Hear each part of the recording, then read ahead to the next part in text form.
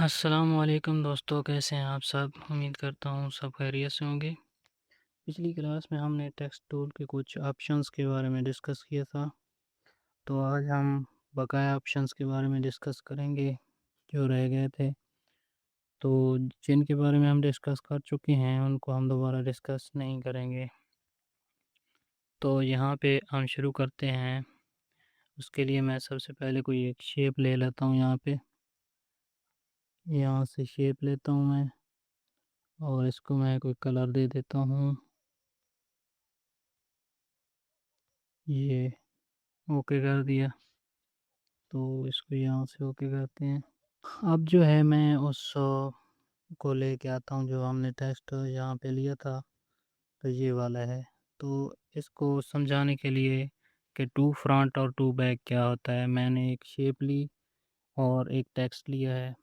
तो अब अगर टेक्स्ट पे क्लिक करते हुए मैं जो है इसको टू फ्रंट करता हूँ, तो ये टेक्स्ट जो है ये शेप के ऊपर आ जाता है, यानी कि उसके फ्रंट पे आ जाता है। लेकिन अगर मैं यहाँ पे टू बैक करता हूँ तो ये उसके पीछे चला जाता है। यहाँ से आप लेयर्स के पैनल में भी देख रहे होंगे कि जब मैं टू फ्रंट करता हूँ तो टेक्स्ट ऊपर आ जाता है, और जब टू बैक करता हूँ तो टेक्स्ट नीचे चला जाता है। तो ये दो ऑप्शन हो गए। उसके अलावा यहाँ पे है पोजीशन का ऑप्शन। तो पोजीशन का ऑप्शन जो है ये किस लिए है?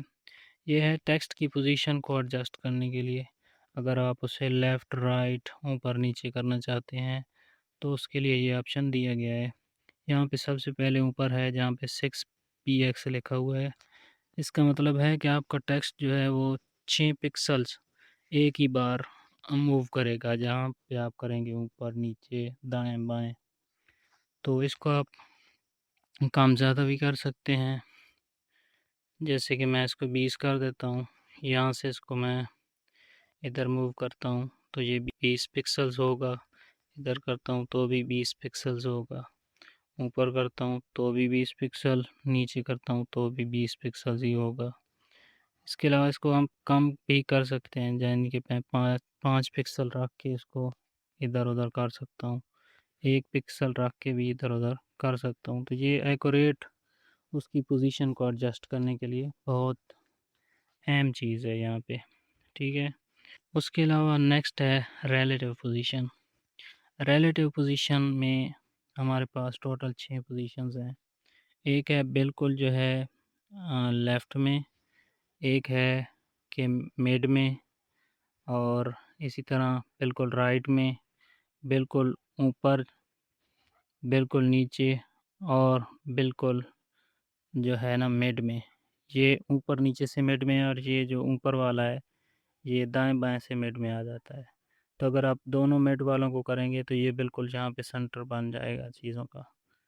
दोनों पे क्लिक करेंगे तो सेंटर में आ जाएगा जो भी चीज़ होगी। इसको ओके किया उसके बाद जो है हमारे पास पैडिंग है ऑप्शन। पैडिंग क्या है कि अगर आप उर्दू टेक्स्ट लिख रहे हैं तो वहाँ पे अक्सर जो है ना हमारा जो टेक्स्ट होता है वो जो है दाएं या बाएं जानिब से कट रहा होता है। तो वो किस वजह से होता है कि वो उसको पैडिंग नहीं दी गई होती प्रॉपर तरीके से। तो इधर मैं आपको पैडिंग करके दिखा देता हूँ। पहले हम लेफ़्ट पैडिंग करते हैं। ये आप देख रहे होंगे कि एन जो है यहाँ से कट चुका है। तो इसको हम जब इधर करेंगे पैडिंग थोड़ी इंक्रीज़ करेंगे तो ये एन सामने आ जाएगा। इसी तरह राइट से आकर दिखा देते हैं। ये देखें, टी कट गया, एक्स भी कट गया। तो इसको भी यहाँ से मैं बढ़ा देता हूँ। तो उर्दू टेक्स्ट में ज़्यादातर पैडिंग का इशू होता है कि वहाँ पे उर्दू टेक्स्ट जो है वो कट के आ रहा होता है आपके पास।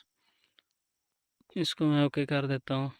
उसके बाद कलर वाला तो डिस्कस किया था, टेक्सचर वाला है। इसको हम नेक्स्ट क्लास में करेंगे, और कुछ और भी ऑप्शंस हैं वो भी नेक्स्ट क्लास में। ओपेसिटी में बता देता हूँ। तो ओपेसिटी जो है ये टेक्स्ट जो है आपके सामने ज़ाहिर हो रहा है, इसकी अगर आप ओपेसिटी कम करते हैं तो ये टेक्स्ट मध्यम होता चला जाएगा। ये देखें, एक पोजीशन 0 पे के ऐसी आई है कि ये टेक्स्ट बिल्कुल गायब हो गया है। तो ये है कि टेक्स्ट को अगर आप मध्यम करना चाहते हैं तो उसकी ओपेसिटी 100 से कम कर देंगे। अगर आप उसे फुल रखेंगे तो वो फिर फुल नज़र आएगा। उसके अलावा और ऑप्शन कौन कौन से हैं मैं आपको दिखा देता हूँ। यहाँ पे रोटेट का ऑप्शन है। टेक्स्ट को अगर आप रोटेट करना चाहते हैं तो ये देखें, यहाँ से आप इंक्रीज़ या डिक्रीज़ करेंगे एंगल को, तो ये उस हिसाब से टेक्स्ट जो है ये रोटेट होगा। ओके कर देता हूँ मैं इसे। ये मास्क वाला ऑप्शन है, इसे भी हम बाद में डिस्कस करेंगे क्योंकि ये भी जो है ना बिल्कुल एडवांस लेवल का ऑप्शन है। उसके अलावा कर्व का मैं आपको बता देता हूँ। तो ये टेक्स्ट जो आपको नज़र आ रहा है ये बिल्कुल एक लाइन में नज़र आ रहा है, लेकिन अगर आप इसे जो है कर्व की शेप में लाना चाहते हैं, यानी कि घूमा हुआ टेक्स्ट, तो उसके लिए आप इसको इंक्रीज़ या डिक्रीज़ करेंगे तो उस हिसाब से ये कर्व की शेप में आ जाएगा। ये देखें, ये कर्व हो चुका है, दायरे के साथ मतलब हो जाएगा। तो इस हिसाब से आप इसको एडजस्ट कर सकते हैं अपने लिहाज से। उसके अलावा टेक्स्ट बैकग्राउंड है, यहाँ से आप इसको इनेबल करेंगे तो टेक्स्ट जो आप लिखेंगे उसके बैकग्राउंड में कोई कलर लग जाएगा, जो आप यहाँ से चेंज भी कर सकते हैं। जो कलर आप रखना चाहें वो रख सकते हैं। ये देखें, ठीक है। उसके अलावा जो है ये ऑप्शन कुछ हैं, ये भी हम बाद में डिस्कस करेंगे। ये स्ट्रोक है। स्ट्रोक क्या है कि आप जो टेक्स्ट लेते हैं उसके बाहर एक जो है ना बारीक लाइन सी आ जाती है और वो बहुत खूबसूरत लगती है टेक्स्ट के लिहाज से। तो ये इसमें तो शायद इतनी खूबसूरत ना लगे, लेकिन उर्दू में वो बहुत खूबसूरत लगती है।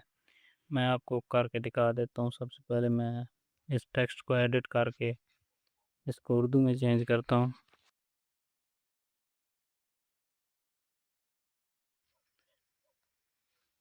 ये देखें, इसको मैंने उर्दू में कर दिया है। उसके बाद इसका मैं फ़ॉन्ट चेंज कर देता हूँ।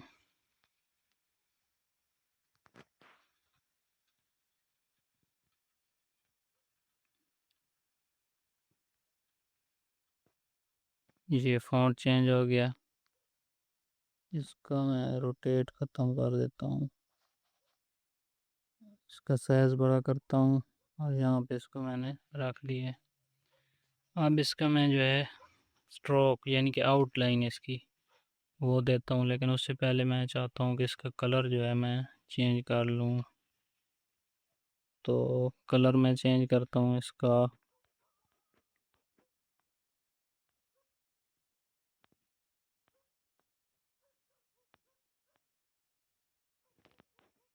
यहाँ पे कोई अच्छा नहीं लग रहा।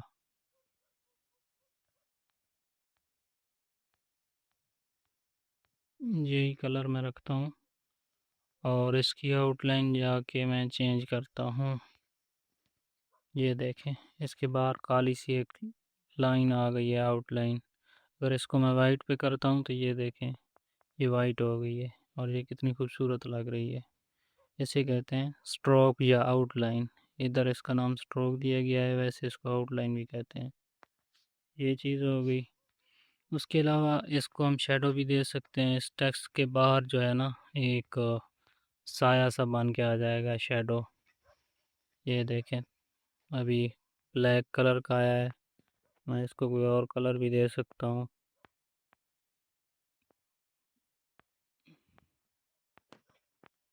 ये देखें, येलो मैंने दिया है और इसका ब्लर रेडियस कम या ज़्यादा कर सकते हैं। ये देखें, ज़्यादा करेंगे तो इसको ब्लर ज़्यादा आ जाएगा शेडो के अंदर। ये ओके कर दिया। इसके अलावा है इनर शेडो। इनर शेडो को अगर आप यूज़ करते हैं तो अंदर की जानिब जो है ना शेडो बन जाएगा इसका।